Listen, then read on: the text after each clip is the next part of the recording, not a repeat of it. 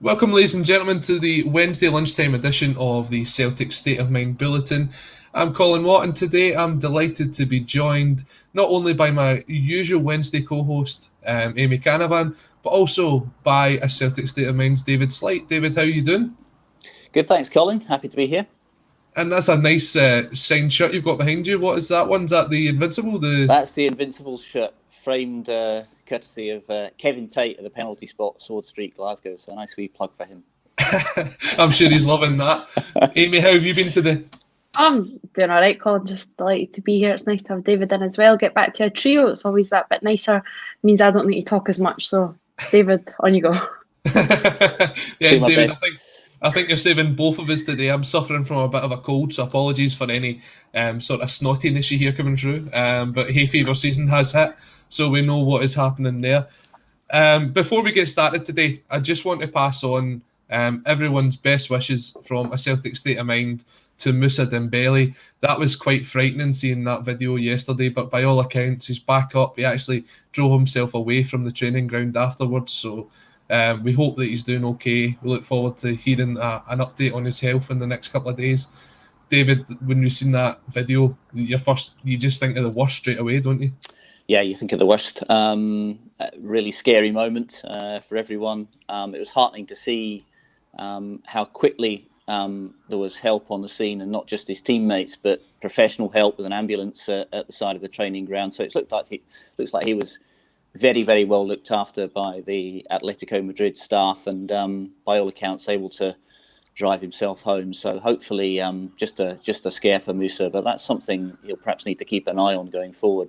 There's been 2 or 3 well documented cases in the past 10 years of something similar happening with far more severe consequences. Something that Musa will perhaps need to keep an eye on as his career progresses. Yeah, and Amy, by all accounts, he seemed to be able to drive himself away from the scene, which is always a great sign. For our generation, he's probably one of the best strikers we've seen since Henrik Larsson. So we've always keeping an eye on his progress and his move to Atletico. This just kind of came at the wrong time for him, hasn't it? Yeah, absolutely. It's a tough one. And no matter who it is, it doesn't matter that it's the King of Glasgow derby. It's not at all. But it's never nice to see. So like you say, it's good to see him back on his feet, driving away. He gave a wee thumbs up. But it was, it was a little bit of a fright. And as David says, it's just something that obviously you just got to keep an eye on. And you hope, I don't know if it's maybe a little bit of the heat, but you would think growing up in France, it's not like it's one of us going over, and it's not really our sort of culture. But like you say, it's just one of these things that you need to keep an eye on, and all the best wishes to Musa. Yeah, and I know that he still keeps up with a lot of what's happening at Celtic. He's a player that's took Celtic to his heart, and we've certainly took him to our hearts. So all the best to Musa Dembele. But let's talk about the kind of big breaking news that came out of Celtic last night, and it's probably an interview that came out of the blue from the majority shareholder Dermot Desmond. Amy, when you first saw the post coming out, were you surprised to hear from Dermot? I think I was more just surprised to see actually what was inside, and I think we've probably got a little bit of a cheek to call it an interview. That's a fan Q&A. That's Jerry McCulloch's got his kids to make up those questions and chuck them at him. That's not an interview. For him to come out and say what he said, that's managing to say something without really saying anything. Make it look like, oh, we're making a little bit of a statement, I'll answer your questions, but nothing in there is meriting. He's not really holding his hands up, and the stuff that he is holding his hands up for, he's sort of belittling the fans at the same time. No, we saw this coming, pundits saw this coming. That was a publicity stunt. Mm-hmm. It epitomises, having a dig at Brian Dempsey as well, that epitomises it as a publicity stunt. I wasn't impressed by it at all. There's a lot of things in there, and I know we'll delve into that, so I'll let David give his overriding views to start with, but no, there's a lot in there that's just not right, sitting right for me. Yeah, David, 7 questions, and they were apparently raised by supporters. Now, I know a lot of fans have emailed into John Paul Taylor as the Celtics SLO this season. Mm-hmm. Do you think that was really a general overview of what's been sent in, or do you think this was specifically handpicked for Dermot just to come out with I know what I'm going to reply back to them and say? Well, doubtless the questions were handpicked. And Dermot Desmond chose to answer them in his own way. the one line that I sort of really picked out from that was that critics are in no place to judge what they can't see. We can't judge what we can't see, he was saying, and that's fair enough. But I mean, I think that the thing, he also said the season had been extremely disappointing, and one of the most disappointing aspects of the season for me has been not just the performances on the park. I mean, that's obvious to everyone, but the communication from the club, and I made this point the last time I was in ACSOM, and it hasn't been the best. Whether it's yesterday's interview from Dermot Desmond or the interview that Peter Lowell gave in January after the Dubai fiasco, when the club has communicated with the fans, it perhaps hasn't been as well judged as it might have been. But they're on a hiding to nothing. Every time they communicate, there's a sort of social media pile on. They can't say anything right, and basically until performances are much better on the field, almost regardless of what the club does or doesn't say, there's going to be enormous criticism. But I didn't think the interview was especially enlightening. He didn't tell us much that we didn't already know. The interview that he gave to The Athletic 2 or 3 months ago before Christmas was better and more enlightening in terms of his thinking as an individual. I think what Brian Dempsey had said in the Times was probably the catalyst for Dermot deciding to go public just now. Now, we've seen this from Dave Cormack in Aberdeen, where the questions have also been coming in about who would take over as the Aberdeen manager, and he provided a couple of updates to the fans. Celtic fans asked for that sort of correspondence from the club, and this was their attempt at it. The first question coming out saying, when will we know about the new manager being put in place? And there was a bit in that answer where it says that we go through a strenuous process of looking at candidates and their skills and their strengths, and then you take a look back and says, we appointed Neil Lennon in the showers at Hampden. So what Dermot Desmond's telling the truth there? Is it the Dermot Desmond that we believe is now part of the team to pick the new manager, or was it just a case of we had all these CVs but we just stuck them in the drawer? Lenny was always our man. Amy, I'll throw that one out to you first. You're just sort of sitting there going, well, what's the next line? What are you to believe? I think as well in that little comment, it's almost like, oh, we're not really at liberty to say like what we're looking for in a manager. I'm not asking them to come out and go, we are wanting an Eddie Howe, we are wanting a Roberto Martinez. Of course, you're not going to come out and name drop, but they never even mentioned. I think maybe I'm looking into it a little bit too much. They used the word manager, not head coach. Now, I could be wrong, but I think if you're looking at director of football, then you're looking more down the head coach role. So there's little things in there that's not worded quite right, and like as David said, it wasn't really enlightening us, and there was nothing that we didn't already know. So to come out and go, yeah, we're looking for a manager. Well, we know we're looking for a manager. We don't have a manager right now. Or we're looking for a head coach. We don't have one. It was just not really answering the question. But like I say, I think out of that, what I took out of it was that it was manager and not head coach. David, is that something that you picked out as well? I did, but I probably my personal view is that I wouldn't read too much into the terminology used. But I mean, Celtic know when they put out an interview like that absolutely every sentence, if not every word, is going to be poured over by the support, and of course that's exactly what's happening. What he did tell us is that he gave some insight into the decision makers, as well as Ian Bankier. Peter Lowell's involved, and Dominic Mackay, the new CEO, has some input, according to Dermot Desmond as well, as you would expect. I've no reason to doubt that any of that's true. I have no reason to doubt also that they're going through this time a pretty thorough search, that involves a number of parameters. The fact that they didn't the last time simply underscores the need to do that this time, because I think everybody was a bit disappointed and underwhelmed the last time. And the way the appointment was made in the aftermath of the cup final win over Hearts it just kind of lent itself to criticism. And I'm sure if the club could perhaps rewind on the way that was handled, they might do it differently.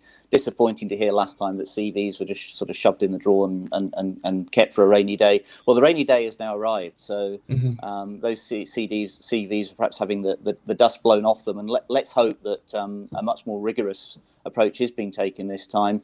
If what Dermot Desmond says is true, then it would seem that that's the case. Yeah, I've got to agree with you there. And it goes on to the next point, of who they are saying is in charge of this whole process. So Peter Lawwell, Dermot Desmond, Ian Bankier and Dominic Mackay will be part of that process. A lot of Celtic fans will be asking, why is Peter Lawwell involved? Now, we know that Dominic Mackay isn't taking over until the summer. That's been confirmed not only by Celtic but by Scottish Rugby, that they won't let him go until the confirmed date that was already put in as part of the press conference and part of the press releases. Does that suggest to you, Amy, that we'll see an appointment in before we see Dominic Mackay come into the role? I think that's what you've got to take out of it. Because if not, then why has Lawwell got an opinion after whatever date it is that Mackay comes in, so the 1st of July or whatever it is? So again, and right now you've still got to give him his place. Right now he currently still is the CEO. Can't just totally and utterly shut him out, no matter how many Celtic fans would maybe want that. So yeah, again, but as David says, he was also part of that process last time. Those CVs chucked into the cupboard for that rainy day.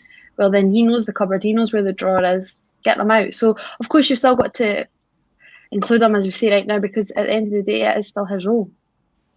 Yeah, David, obviously you mentioned that the idea of Dominic Mackay having the involvement.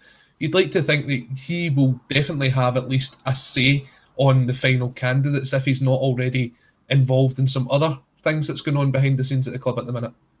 I've absolutely no doubt that he will. And I've some experience of how corporate governance works and how boards work. And I've absolutely no doubt that Dominic Mackay, as incoming CEO, will have a very strong say in who the new man is. And I think the fact that Peter Lawwell is the outgoing CEO will be factored into discussions as well, and his views perhaps weighted accordingly. I mean, let's not forget that for all that this season has been extremely disappointing, to put it euphemistically, Peter Lawwell has a track record of sound achievement over the last 10, 15 years. There are things with which we could all take issue. There are individual decisions that perhaps haven't been the right ones. He's admitted to mistakes, but his track record over the period in which he has been the CEO of Celtic has, in my view, been the good far outweighs the bad. So I'm perfectly comfortable with Peter Lawwell having some input to the decision process at the moment. I'd be surprised if he didn't. He's the incumbent CEO.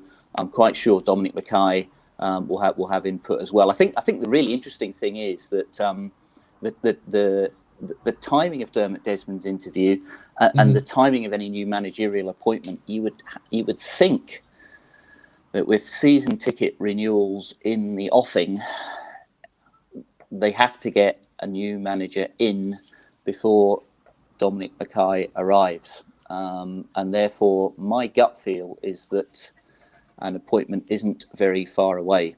That's what I'm thinking. Yeah, I think you might have hit the nail on the head there. I mean, if we take a look back at it, this time last season, the season ticket renewal forms are already out, and it was the earliest that I can remember as a season ticket holder that the forms had kind of came through the door. They don't even do that so much anymore. If you've already renewed online, you don't even get a letter in the post anymore. But yeah, I think you're right. I think we'll be able to see in the next week or two the form coming out, what's going to be offered to fans as additional value for this year's sort of, a lot of people will say it's a fiasco. We can go in depth as to the kind of additional value you've had from your season ticket this year. What can they do to encourage fans to renew for next season? There'll be a lot that happens before Celtic take to the field again to play Livingston in the first game after the split. But you said something there, and it was actually a direct lift and quote from what Dermot Desmond said last night. He said the season has been extremely disappointing, but for anyone who could have foresaw the outcome of this season is extremely disingenuous. I don't agree with that at all.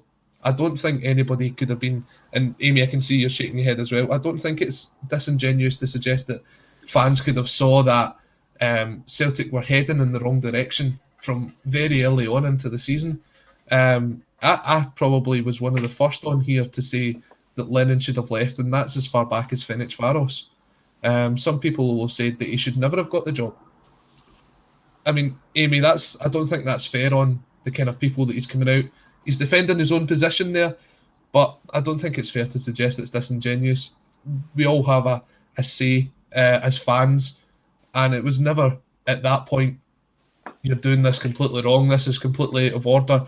We'll go on to the part where it says that the board's not fit for purpose, but in this particular part of the interview, I think it was a bit early to come out and start swinging the bat at people. Yeah, you can't come out, like you say, you can't come out and swing the bat. People did foresee this, and okay, right, maybe you can say more than most think than anything. Maybe you didn't see this Celtic collapse happening. But no, you did see. You saw Rangers building. Now, this has been happening. They dropped down to the lowest division in Scottish football. We should be light years ahead of them. We should be decades and decades ahead. They have been building something. Gerrard has been building something. The media have pressed on it that the 5-1s, 5-0s, it was getting that little bit closer. It was 2-1s, it was 1-0s, and you can look into them, but you don't even need to look at the results. You just look at what Rangers has been building. You look at them getting Glenn Kamara for, what is it, 50 grand or something they got Glenn Kamara from. That's an absolute bargain for Dundee. He was on our doorstep as well. He wasn't somebody that they went away to Bulgaria and got, or Hungary. No, he was at Dundee. We had him in our vision as well.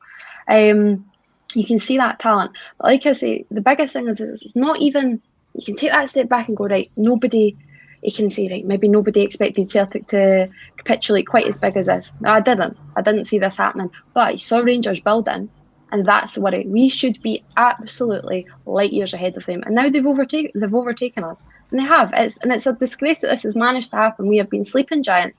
We have let this happen. We've watched it. It's been total and utter complacency. David, is it disingenuous to suggest that some people saw this coming before even a ball was kicked?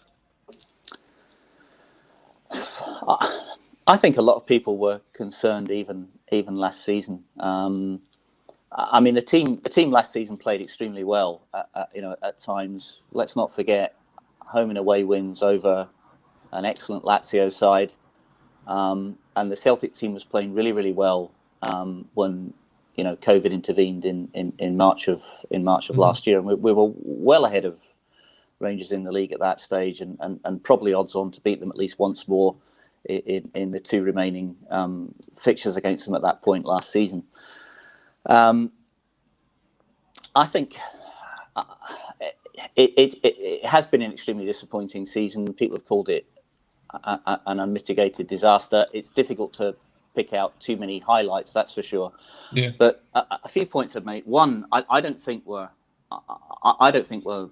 far away at all from being able to compete with Rangers next season. I think that was clear from the performance on Sunday. I know we're going to come back to that, so I'll leave that there for now. Yep. I think Celtic invested quite heavily last summer in terms of bringing players in. The fact that arguably only Turnbull's been an unqualified success of the inbound players is disappointing, but the investment was there, whether it was in terms of salaries or transfer fees, and I think it's interesting also that, and it's a bit ironic, even if we'd done 10 in a row, the pressure would be on now to do 11 for sure. Mm-hmm. I mean, it's been where everyone's been talking last week or so about the fact that almost certainly Scotland, the winner of the Scottish Premier League next season, will have a direct access to the Champions League group stages. So there's £30 million minimum up for grabs, effectively, to the winner of the SPFL next season. So, I mean, the team was coming to the end of a cycle anyway, and maybe it's almost as well that it's happened when it's happened, and we could regroup and go for it next year. Because if it hasn't happened last season, it would have happened next season.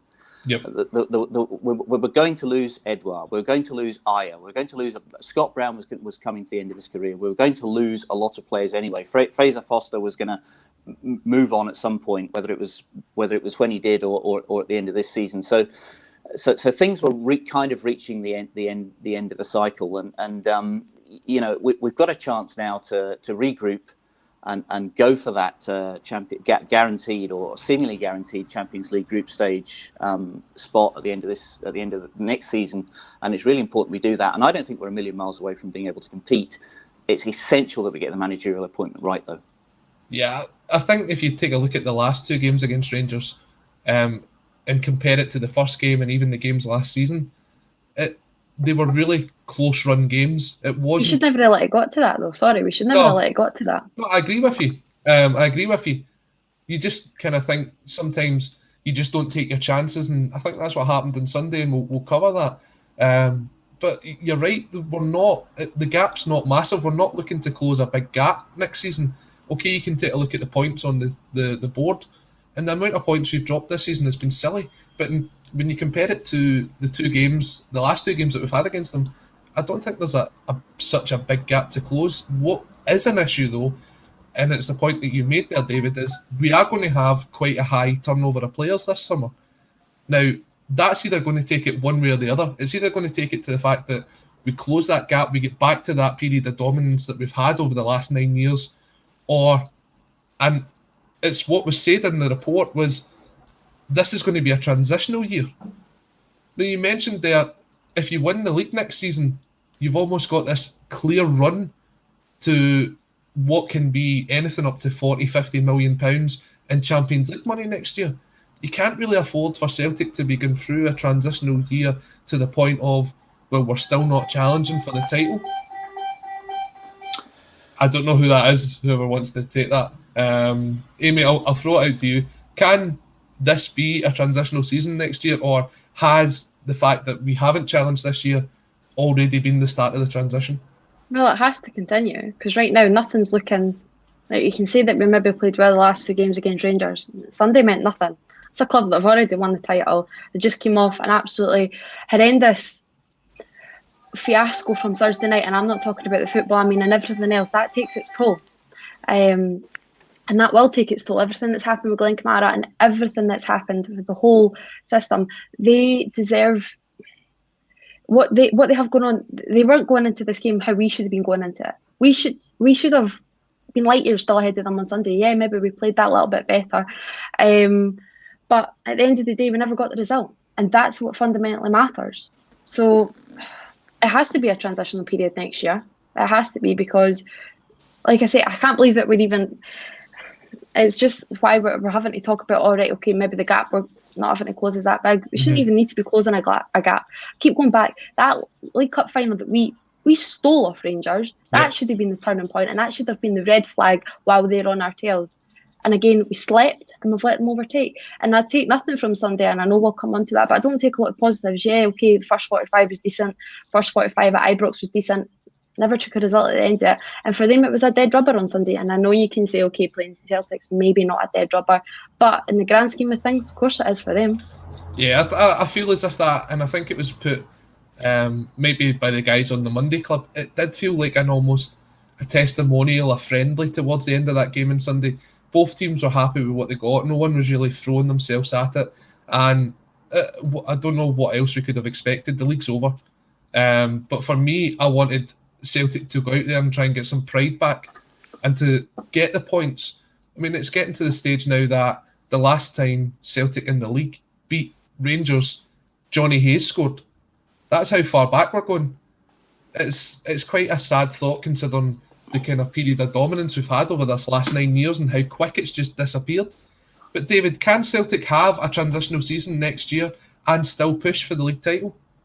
I think so, yes. But I expect there'll be quite significant investment in the team this summer. I'm as frustrated as anyone. Look, in my unguarded moments, I'm banging my head against a brick wall in my flat here, at the way this season has gone, at the way that Rangers have been allowed to close the gap on us. And in many ways, I'd agree with Amy and others that we should be light years ahead of them, and it's really frustrating that we're not. But the gauntlet's been laid down, the challenge has been laid down. I expect Celtic to invest heavily in the squad this summer. I hope they make the right managerial appointment. I probably there's every fan you interview will have a different opinion on it. I've got my own. I think the managerial appointment is the most important of all, and I do think it's worth paying a high salary to attract the best possible candidate. When we look at some of the money that's been, I regret to say, frittered away on the salary of players who've contributed very, very little, investing that money in a top quality coach, I think would really pay dividends. But I expect a strong investment in the squad in the summer. And I think Celtic will absolutely be in a position to compete next season, and I'm really quite optimistic as regards the 21-22 campaign. The next two questions that were part of the interview was something that actually quite surprised me, that it was put towards him. And if I'm being honest, I don't think this is the way that it was asked to Dermot Desmond. The first one was about not being a true fan. It's a criticism that we've seen all over social media over the last, not just 12 months, but for the last period of time, that Dermot isn't actually a true fan. Quite a few people in the comment section today already saying that he's a Manchester United fan first, Celtic fan second. And then the second one about the board not being fit for purpose. I'm going to combine the two of these together just to kind of keep us on track here for time. But basically, the not the true fan thing came from what you mentioned earlier, David, about Brian Dempsey's article in the Times on fan ownership. And his response back basically says that when you take a look at the period that we're in, it's nowhere quite near the situation we were in the 90s. Celtic are financially strong and have a stable ownership. And I have to agree with him. When you take a look at Celtic's financial performances, considering some of the performances we see of teams across Europe during this pandemic, it is head and shoulders above them. They're still minimising the losses as much as possible. They've built up this reserve over a period of time where a lot of people, including myself, were asking us to invest in the team to get that kind of drive forward to push for success in Europe. And the fact that we managed to have this reserve of cash and we've been able to bring through players that we've been able to sell on is probably what has seen us through this period. And I don't think we're at the end of the point where we could still see in 6 months' time teams going under because they just don't have the ability to survive through this period without having fans at the games. Amy, the not a true fan, do you think Desmond's really that bothered about people coming out and saying you're not a true fan, or do you think this one really hit him? Well, there's obviously something that he's felt that now he's had to come out and say it again in this interview or whatever fan Q&A at this time. I'll be honest, I don't really care if he's a fan or not right now. It's how long has he been in the position? 17, 18 years or something like that? I don't know how long he's been. I have no idea how long he's been in it, right? To me right now, it doesn't really matter. Is this a really crunch question that needs to be asked right now? No, not really. So it is a little bit of a publicity stunt, I feel, and it's coming out in response to obviously Brian Dempsey, as David alluded to, and what he said in the Times, sorry. It's a tough one, obviously, as well. So I'm not going to sit here and try and compare these times to the 90s. And obviously, this is what he spoke about. I wasn't there, but I can only take it down to what people around me are saying. Now, and I know that, like, my dad's not as worried as what he was in the 90s, and he tells me about that. So, but I'm not going to sit here and try and compare. And this one definitely is for David, and he's far more clued up on this for me. But like I say, right now, do I really mind if Dermot Desmond's not the biggest fan in the world? Not really. It's not really been a topic point of. It has been a talking point over the years, but why does it need to be spoke about now? As everything that's coming around right now, this isn't a crunch question.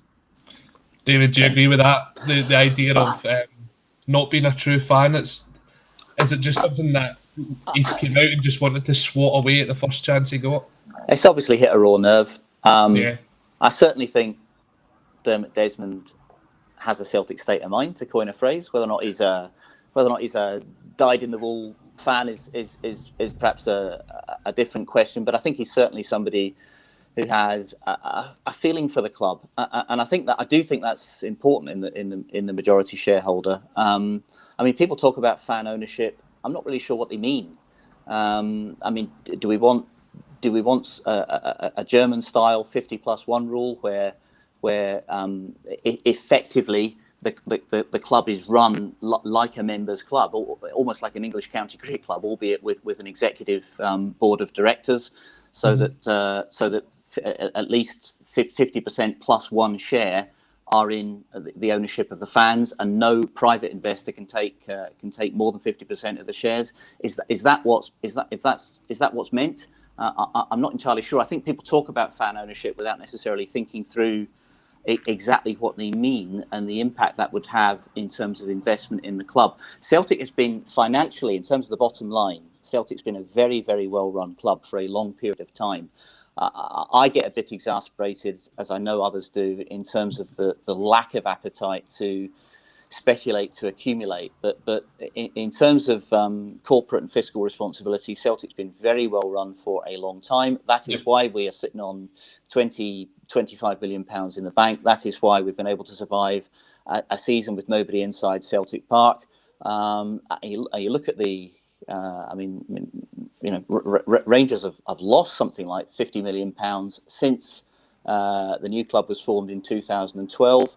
And it beats me how, under financial fair play rules, they've been allowed to do what they have done. I mean, it seems to be just entirely financed by soft loans. Celtic haven't gone down that route. They have a majority shareholder who is he might not be everybody's cup of tea, but he's a Celtic-minded individual.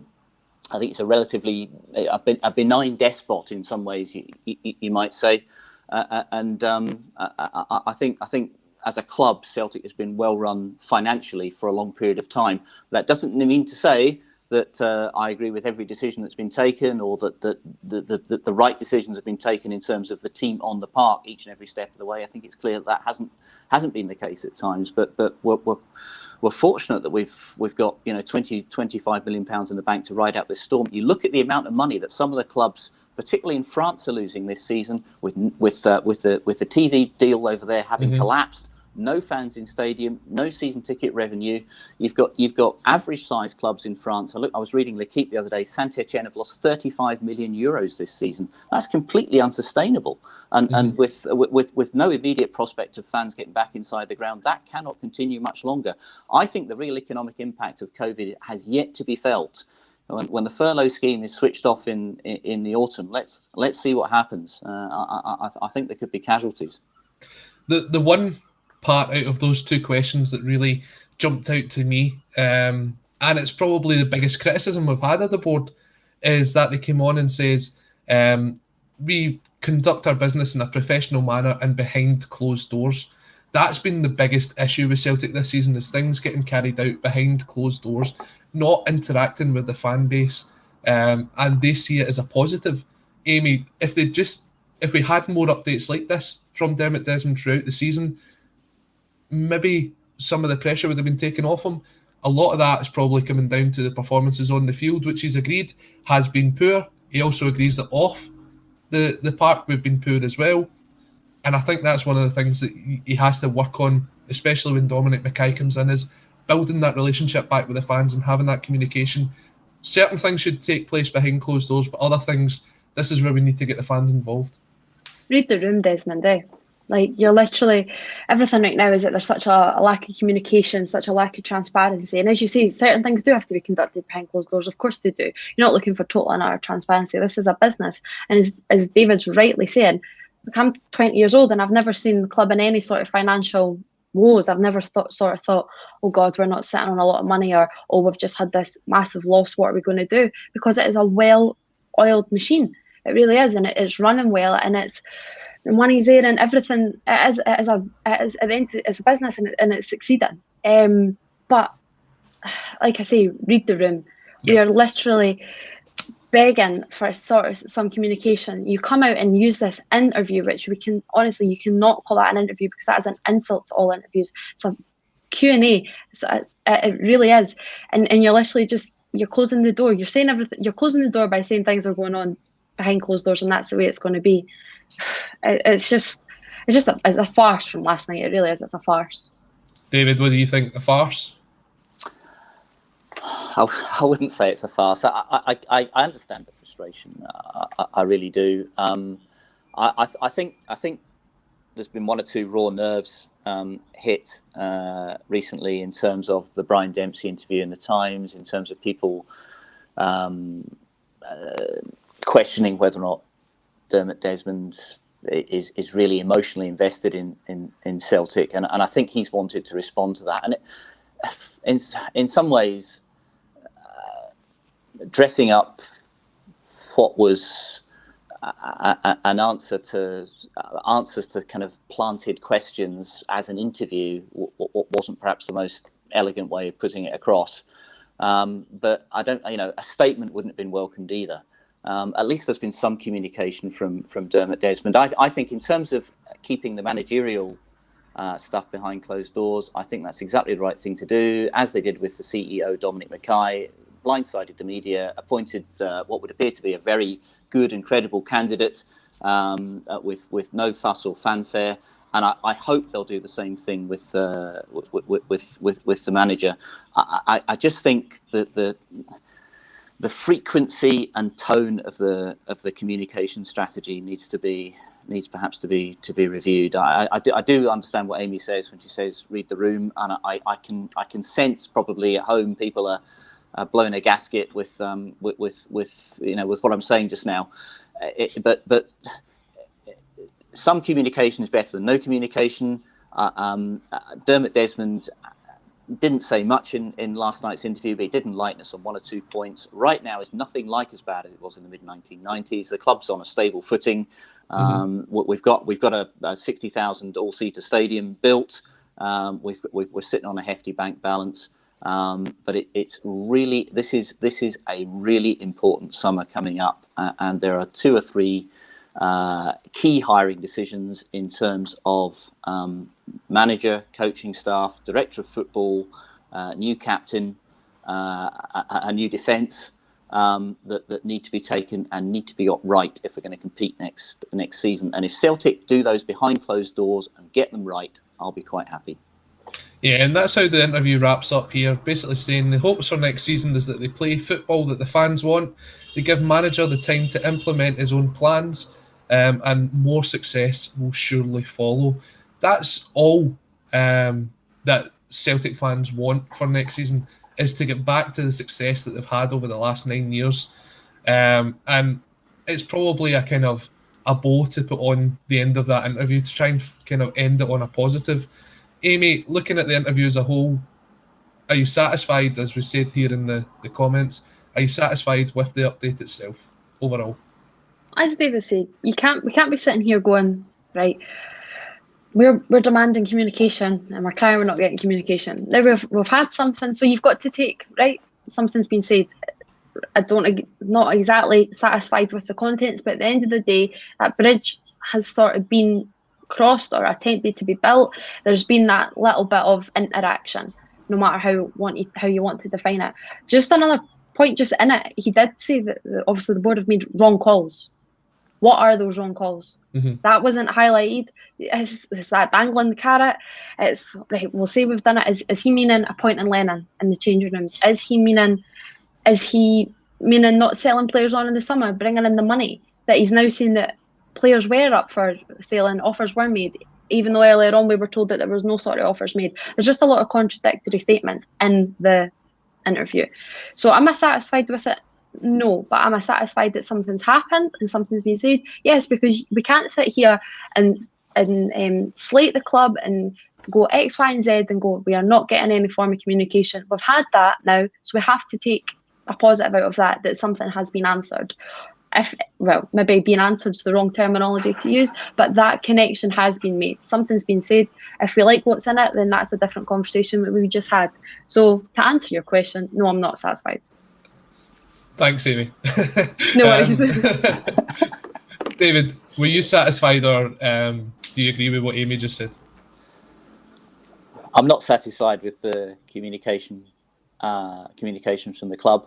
I think they've been lacking over the last 6 to 9 months. Whether it's been in terms of the sort of macro level communications, talking about the direction of travel of the club as a whole, or whether it's been in terms of communication with individual season ticket holders in terms of the proverbial value add that we're supposed to receive or not receive as part of season ticket packages. I think the whole thing's left something to be desired.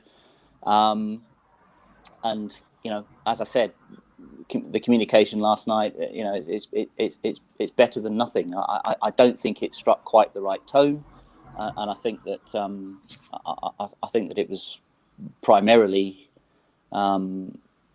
the communication was made to fight back at people like Ryan Dempsey rather than necessarily communicate with the support. But look, if and when they get things right on the park, everybody will calm down, and that's the fundamental. And whether or not the communication strategy is right or wrong or leaves something to be desired will matter a whole lot less if we've got a winning team on the park. Taking a look at the statement overall, I think there was certainly some points that should have been made a long time ago, and it's good to see Dermot Desmond actually taking them on board. The points about not being a true fan, coming out and backing himself and backing the club and backing the work that's been done, that's what you want to see from a guy in that position. But overall, as a statement, it's a bit like closing the stable door after the horse has bolted. This has come far too late, and I feel as if it's the start of the PR strategy to start selling the season tickets for next season. And I wouldn't be surprised now that if you see this announcement yesterday, within the next week or two, we'll have the director of football, we'll have the new manager in place, and we'll also have probably the assistants, and the season tickets will be on sale. Do you think I'm maybe just being a bit facetious here, David? Do you think that's probably part of the plan? It might be. I certainly don't see how they can, given everything that's happened this season, I don't see how the club can credibly launch a season ticket renewal campaign without a new manager in place. I suspect that the paddling furiously beneath the surface at the moment in terms of sifting through managerial candidates and trying to make an appointment. I think they'll want a bottom on the manager's seat and a director of football announcement before the season ticket renewal campaign commences.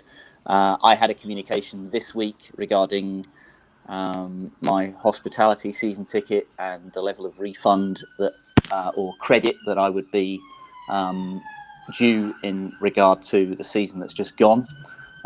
So that's all gearing up towards season tickets and hospitality packages going on sale again very shortly. And I fully expect some key announcements before that campaign begins in earnest. And it's up to you if you want to answer this, David, but I'm sure a lot of people that are watching would like to know, what was the offer that was given to you by the club, just in general terms? About 25% back on my season ticket hospitality package. That's an interesting one. I think if that was something that was instituted across the board, and Amy, I'd be interested to get your thoughts on that. 25% back on the season ticket for not being able to get into the grounds this season. Do you think that would encourage fans to renew for next year? As David says, I don't really think, no matter, I find it very hard to understand and really put like a plausible statement and quest forward without having any sort of improvement from this season. And that is obviously meaning the improvement being having a manager in place. That's fundamentally, no matter what they offer, the biggest thing right now is going to be getting a manager in place, getting some sort of structure, because right now then it's just regurgitating the mess. I think it's important to point out, Colin, I mean, in terms of refunds or credits, it's in relation to. I mean, I'm not sitting running a table for six in the Walford, that's for sure. I mean, I've got a club Celtic season ticket, and it's a free pie and a cup of tea at half time and a free programme. That's kind of about it. But and a padded seat. But But I mean, what they've offered to Refund is that the sort of unused hospitality element of the season ticket, and I suppose that's fair enough, because I've not been able to take advantage of my free pies and my free cups of tea and my free programs. So that's I think the credit relates to that. We've got to remember that every pound taken out of the club, whether it's by us or anyone else, means less of a budget to invest in the playing side of things next season. I mean, I hear people talking about asking for refunds in full of season tickets, and if Celtic did that, that's the bank balance wiped out right there. Some clubs on the continent have been able to do that. Borussia Mönchengladbach offered. I said last time I was on ACSOM, they offered they've given, in fact, never mind offered, they have given a complete refund to every single season ticket holder. But they're sitting on a big German TV contract. Celtic are not. Celtic are much more dependent upon revenue at the gate than clubs in the top 4 or 5 leagues. And so, if we want to compete, next season, and we want to see the requisite investment in the playing side of the team, then I think Celtic, need to be careful and cautious in terms of refunds and credits at the end of this season. Not everybody's in the same boat. I know this is a really difficult and sensitive issue, and lots of people have struggled like mad through COVID, and finances are tighter than ever. So everybody's got their own problems and difficulties in that regard. But every £100 that Celtic credit the support that an individual season ticket holder for is £100 that can't be invested in getting back to normal on the playing field. I think what you've got to look at as well is the side of the additional value that was to be offered to the normal season ticket holders as well. I mean, when you look at it, you can log on to Celtic TV about 45 minutes to an hour before the game. You get given a team basically built up of Celtic coaches who are the experts to guide you through it. And you saw what happened when it came up head-to-head against the game being on Sky at the weekend. They bring in Matt Smith from BT and ITV to host it. Now, over the period, we started with Rory Hamilton alongside Darren Adey, alongside Michael Stewart, I think it was at one point as well. And then as the season went on, it got less. It got down to Peter Martin. It then went down to Jerry McCulloch as your commentary team. Hosting it as well, we were promised that we'd get a lot of these ex-Celts that are in the media, Hartson, Sutton, people like that. Now it's getting to the point of, well, we've got Darren Adey in as a coach. We've got, before he became first-team coach, we've got Stephen McManus. Where was the additional value for the Celtic fans in terms of the season ticket this year? It wasn't as if there was a big kind of, here's Celtic TV for a year. Go and look at some of the previous games. Go and take a look at the Lazio game all over again, because it was the highlight of last season. Go and watch the 6-2 game from Martin O'Neill's era that you can do if you subscribe as a Celtic TV subscriber around the world. We were basically told, here's a website that you can log into, and you can log in an hour before. Here's your digital match programme. And here was a couple of European games. I guess that the game against Falkirk that's coming up will also be part of this additional value, because that's going to be on Premier Sports as well.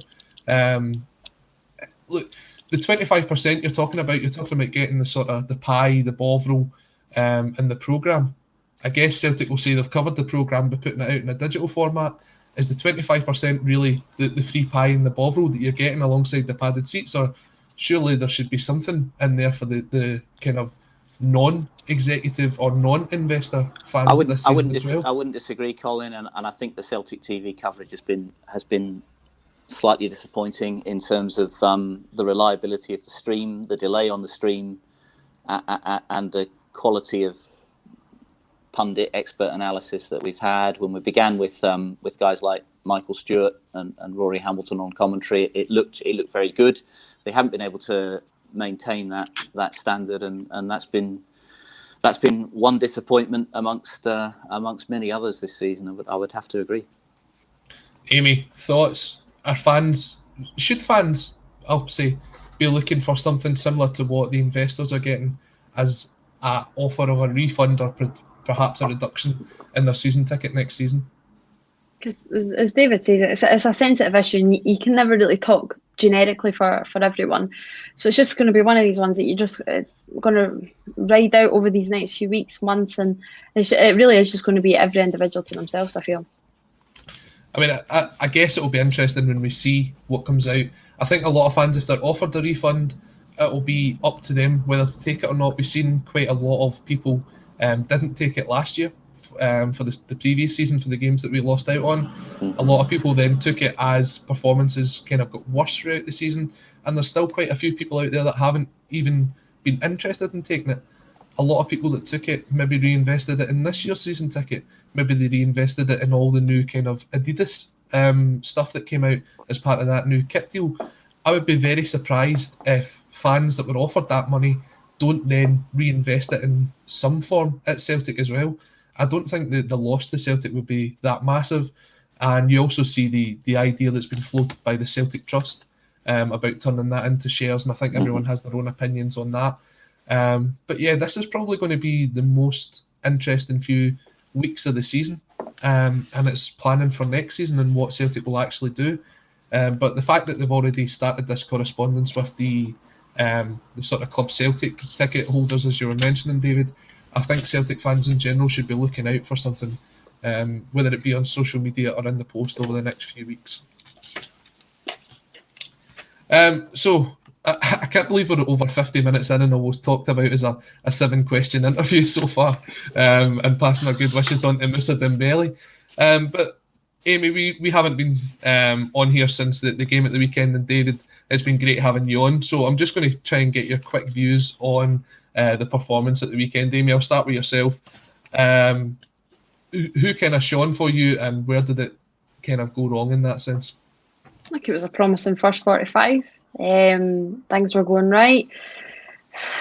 Then even in that midst, though, you're going, it's promising, and I really didn't have a lot of optimism. I just thought, when you're not putting chances away and you're not really capitalising on being the better side, maybe a season, 2 seasons ago, we could get away with that, and we'd grab a goal in the 80th minute, 90th minute or whatever.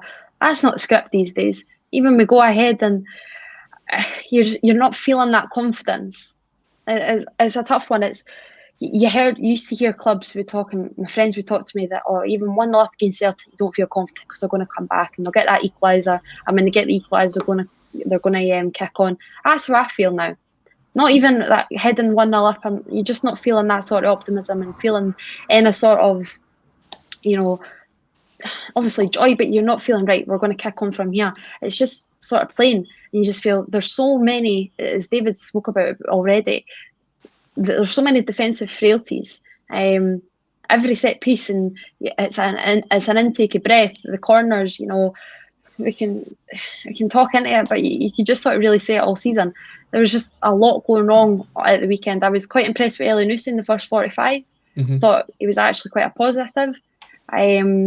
Took his goal well, and I thought he was probably one of the brighter sparks. But other than that, in that second 45, I think just really epitomised everything. It was dull. You don't really get any sort of joy, excitement, and I just feel it's flat. And I think as well, you're taking a lot into consideration the week that Rangers have had, and that's the killer. They've already wrapped up the league. They're probably still drunk. Then you look at everything that happened on Thursday. You can talk about a European hangover as well, but like I said, it's not even the football that matters. Everything that club and Glenn Kamara have went through, and the way that they've handled certain things, and it's rightly so that obviously that Celtic showed their solidarity with Rangers. It is, and we can talk about that in great depth or whatever. But at the end of the day, it was the right thing to do. And I just feel at this time, we should really be hitting ahead of Rangers. We've had however many days, we're like 10 days without a game or something like that, or a week without a game. You would never have thought this was the side that had this rest period and hadn't had the hectic week that Rangers have had. And like I say, there was no real fighting spirit, and that's just the story of our season, isn't it? There is literally no fighting spirit within that side. Yeah, I think you could see it towards the last sort of 25 minutes of the game. There was a lot of heavy legs on the field, and I actually could see why David Turnbull now gets taken off. I think you could see him really tiring. That chance when he could have went through on goal, he was just kind of slow to get to it, slow to take advantage of it. And Stephen Davis managed to come back and get the tackle in on him. I think you can see for that reason why he gets taken off. For me, when I looked at the lineups, the thing that really surprised me was Leon Balogun playing at right back. And I think in the first 45 minutes, Celtic really got at him. And you could see that's obviously where the goal came from. But we just didn't take enough advantage of it. I mean, he was a guy playing completely out of position. They also had Nathan Patterson sitting on the bench, who they eventually brought on. Once they brought that on, that weak link got removed. And Laxalt didn't get as much success down the left-hand side as what he was getting in the first half, David. But when you take a look at the goal that we conceded, how we managed to concede from that position, that just sums up Celtic's season. The ball was on the halfway line, and then within a minute and a half, it's in the back of the net. It's so frustrating. And I mean, so many people have said that the goal encapsulated our entire season, and in many ways it did. Entirely avoidable, absolutely no danger whatsoever. John Joe Kenny passed back from near the halfway line, goes awry, and from the resultant corner, well, we appear to be practicing zonal marking, more or less scores at the back post. Just incredibly disappointing. We should have won that game. It's so frustrating. We were terrorising them down the Celtic left, Rangers right in the first half. Should have been 2 up minimum half time. Instead we go in at 1 each. But it was a much improved performance. The difference between the performance on Sunday and the performance against them in the early days of January was that we dominated possession for large chunks of the game, and we created chances. That game, that game back at the turn of the year, we did not create very many clear-cut chances, and I don't think there were any after half time. This time, much more in the way of clear-cut chances. We just didn't take them. Edouard, nothing like ruthless enough, and others spurned opportunities as well. But it was an encouraging performance. Just disappointing and frustrating. We couldn't beat them. If ever there was a time to really go for the jugular, that was it. Rangers coming off that difficult fixture against Slavia Prague Thursday night with all the fallout from Glenn Kamara and Kemar Roof, and we still didn't stick it to them. So just incredibly frustrating. Two big upsides for me. I thought James Forrest played a very nice cameo when he came on. Just sort of back to those sort of trademark surging runs in from the right that we've grown to know and love. And I thought Stephen Welsh and Chris Ayer both had excellent games in the middle of the defence. The goal notwithstanding, Welsh looks. I mean, he's a real find. He nearly scored as well. And if Ayer does go at the end of this season, and it seems almost inevitable that he will, then he's going to be a big miss. Yeah, and I'm just going to touch on the substitutions in a second. But I just want to bring up this point because you mentioned it. The Glenn Kamara scenario. I think everyone in Scottish football was horrified to see what happened to Glenn Kamara on Thursday night.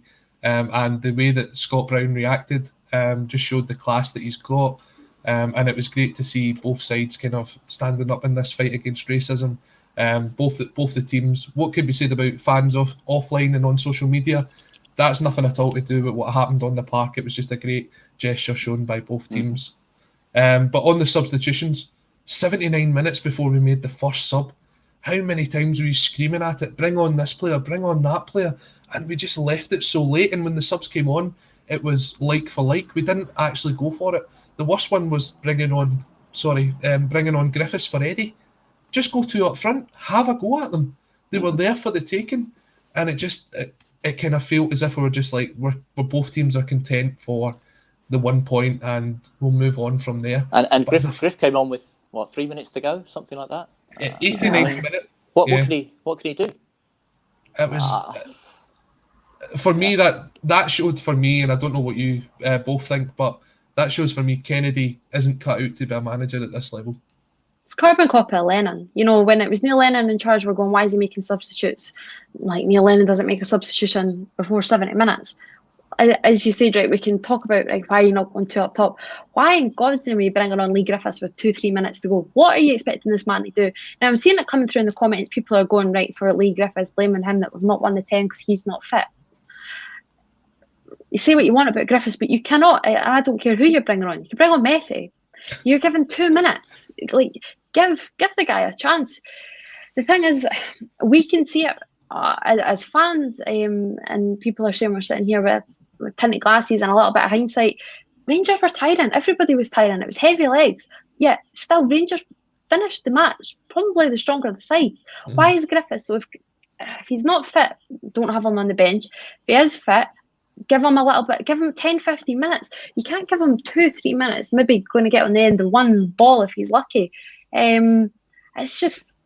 It's not even really worth talking about. Everybody in football knows that you just cannot think that these substitutions are always going to work right at the death. Maybe once in a blue moon you'll get that first touch finish from your substitute with a minute to go or whatever, but my God, it's just, like I say, it's carbon copy of Lennon, and that is why fans don't want Kennedy. And I know people are saying you've not really seen him, give him a chance.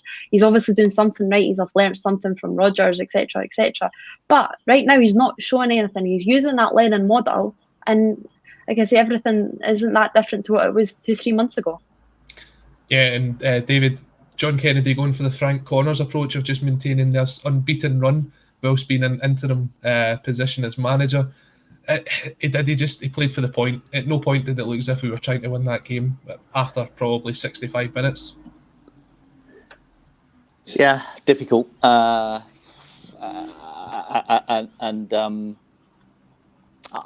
think we could ask as well why guys like Barkas aren't being given a tryout at this stage of the season. I mean, are we going to hang on to Barkas? Do we see him as some kind of reclamation project now, or is he going to be sold in the summer?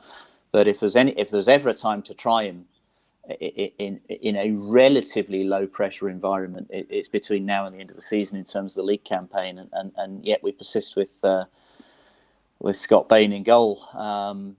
So yeah, the Sunday certainly raised as many questions as it answered. But I thought it was actually on the whole a good performance, but one that sadly lacked a killer instinct. Yeah, I mean, a bit that kind of almost put the fear in you was when Scott Bain hammered the ball off Stephen Welsh and Ilya went in. If that was the case, that would have just put the icing on the terrible cake that has been Celtic season. And then the fact that he can just laugh about it, that was scary. But again, conceding from a corner, conceding from a corner, when you look at the amount of goals we've conceded from set pieces this season, I think it's in the kind of upper 70% of all the league goals have came either directly or indirectly from a set piece. We just don't seem to learn from our mistakes, do we? No, and that's something that you would hope that the new coach, whoever that is, will address and sort out in time for the Champions League qualifiers in July. And that's another reason, never mind season ticket campaign renewals, why we need to get somebody in sooner rather than later. The clock is ticking in terms of recruitment, in terms of preparation time for qualifiers in July, and we need to move quickly, because I think the faults that we have are not. They're not especially deep-rooted. They are addressable. They can be fixed. I think they can be fixed over the course of this summer, by and large. But we need to start work now. Yeah, definitely. I think we can all agree on that. And it's been great. Apologies to everyone who is getting involved in the comment section, but there's just been so much to discuss today that we've not really had the chance to bring everything up. We do appreciate you getting involved. We are reading your comments, and it does actually come into play when we give our own responses here, some of the comments that come through. David, it's been fantastic having you on. Thank you for coming on to dissect what was an interesting update coming out of Dermot Desmond's laptop. Amy, you are back on Sunday with the Soccer Supernova. Who have you got on this week? I have Danny Swanson this week, Colin. That'll be an interesting one. It was really quite good. I enjoyed it. Really did enjoy it. And good was guy. It John Daly last week? It was John Daly on Sunday, yeah. So, yeah, it's going well. Good few guests lined up as well. So, yeah, it's exciting. Please tell me you asked Danny Swanson about the on-field fight that he had. Oh, I think he brought it up himself. I'm pretty sure he brought it up himself, and he just sort of went, "Who?" So yeah, it was a really good chat. He's really down to earth, and it was Yeah, it was a good one. Some interesting insights, and obviously he played under Lennon as well at Hibs, so it was obviously it was filmed a few weeks ago as well, so it was all quite good timing actually. So. Well, look forward to seeing that on Sunday, David. We look forward to having you back at some point on a Celtic State of Mind. Myself and Amy will definitely be back next Wednesday. Check us out on A State of Mind. We've now surpassed Aberdeen Football Club for the amount of subscriptions that we have on YouTube. We're climbing that footballing ladder. Do get involved. Leave us a comment after the show. Let us know how you get on. That really helps us. It gets us up there. Like and subscribe. We'll be back tomorrow. Paul John will be back with John Paul and Declan. That always gets more difficult every week to say with the Thursday Celtic State of Mind bulletin. But until then, everyone have a great day, stay safe, and as always, hail, hail.